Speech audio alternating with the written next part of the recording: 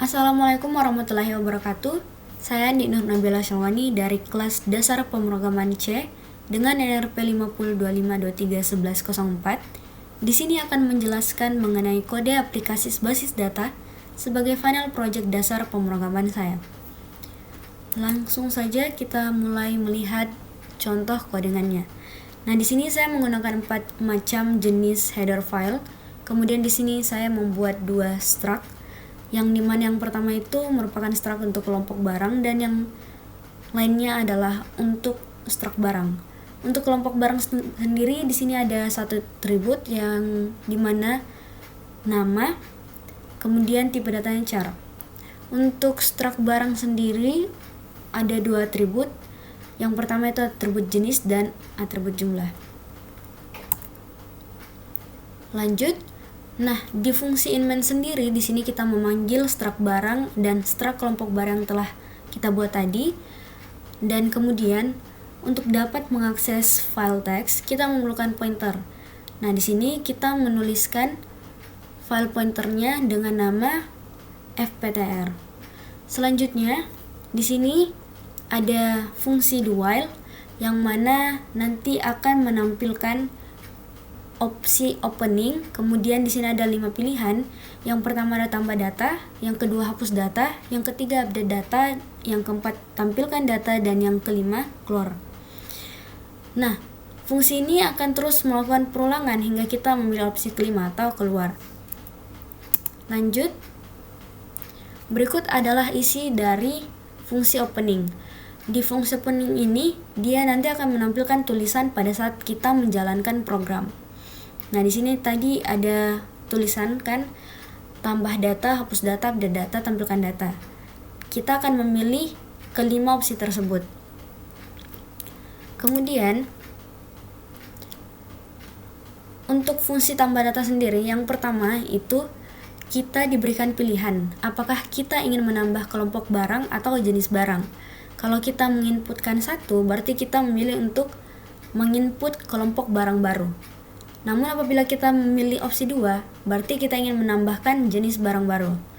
Nah, di sini untuk opsi yang pertama, yaitu untuk menginputkan kelompok barang baru, apabila inputan kita itu sudah ada atau sudah termasuk ke dalam kelompok barang yang sudah ada, maka dia tidak akan menambahkan kelompok barang baru. Di sini dia akan menampilkan tulisan bahwa kelompok barang sudah ada. Namun apabila kelompok barang belum ada, maka dia akan memasukkannya ke dalam file teks. Nah, apabila dia ingin menambahkan jenis barang, di sini kita harus memilih kelompok barang mana yang ingin kita tambah jenis barangnya. Nah, di sini nanti akan muncul beberapa opsi kelompok barang yang sudah ada. Lalu kemudian di sini nanti ada lagi tulisan yang muncul, yaitu berapa banyak data yang ingin kita tambahkan. Banyaknya data yang ingin kita tambahkan itulah yang nanti kita akan input data-datanya. Data jenis barangnya berapa banyak dan jumlahnya berapa banyak.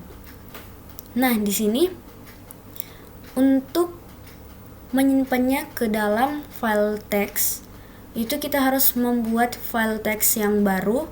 Kita namakan di sini temp file atau temporary file.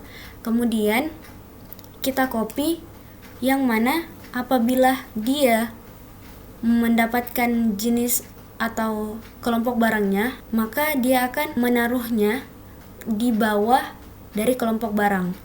Jadi jenis barang yang kita input tadi, nanti ketika di dalam text file dia akan menaruhnya atau menyimpannya di bawah atau di grup kelompok barang tersebut. Selanjutnya, yang kedua yaitu fungsi untuk menghapus data. Nah, di sini kita juga punya 2 pilihan, apakah kita ingin menghapus kelompok barang atau jenis barang. Nah, untuk opsi yang pertama itu berarti kita ingin menghapus kelompok barang. Nah, nanti itu ada opsi lagi, opsi untuk memilih kelompok barang yang ada. Kemudian setelah kita memilih kelompok barang yang ada itu, apabila kita memilih untuk menghapus kelompok barang, maka semua jenis barang yang termasuk dalam kelompok tersebut juga akan terhapus. Namun, apabila kita menghapus jenis barang saja, yaitu ketika kita memilih opsi yang kedua, maka hanya jenis barang dan jumlah barang yang kita input saja yang terhapus. Lanjut ke fungsi yang ketiga, yaitu fungsi update data. Di sini kita mendeklarasikan beberapa char dan integer. Yang pertama itu kita menginput untuk jenis barang lama, atau kita memilih jenis barang mana yang ingin kita ubah. Kemudian kita memasukkan nama jenis barang baru dan memasukkan jumlah barang yang baru. Nah, apabila di dalam text file ini ada jenis barang lama yang ingin kita ubah, maka nanti dia akan mengubah di text filenya dan akan menampilkan tulisan data berhasil diubah. Namun apabila dia tidak menemukan jenis barang yang ingin kita ubah, maka dia akan menampilkan tulisan data tidak ditemukan atau tidak ada perubahan yang dilakukan. Fungsi yang keempat yaitu untuk menampilkan data. Di sini kita menggunakan while dan fgets. Jadi fgets ini sendiri dia akan membaca satu-satu line di dalam file teks. Nah, di sini untuk menampilkannya ke layar, kita menggunakan fungsi printf, dan kita pakai %s atau string.